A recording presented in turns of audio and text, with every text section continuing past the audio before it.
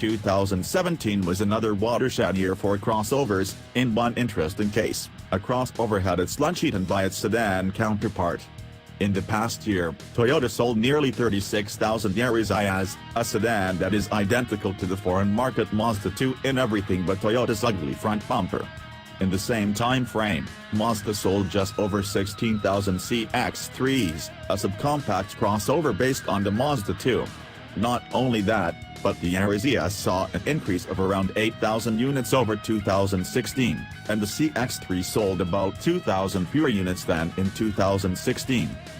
There are a few reasons this is surprising. First, of course, is that the crossover market is surface of the sun hat right now, so much so that primarily crossover building brand Subaru saw its best sales year ever last year. Even Mazda's other crossovers, the CX-5 and CX-9 saw better sales in 2017 than in 2016. But on paper, the CX-3 has a number of advantages compared to the Yaris ES. The CX-3 has a larger 2.0-liter four-cylinder that makes about 40 more horsepower than the 1.5-liter engine in the Toyota.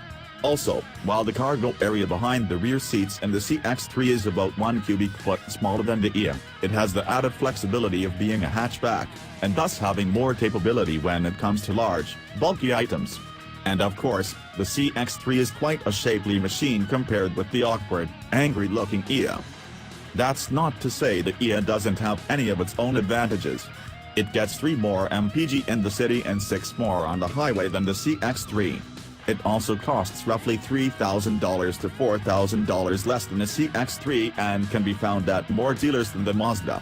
But it's still surprising that a car, especially a sedan, can outsell a mechanically very similar crossover. Apparently the formula of adding more ground clearance and plastic fenders isn't foolproof. Then again, maybe it's not such a big deal to Mazda, since the CX-3's total sales were just over a tenth that of the Mazda CX-5.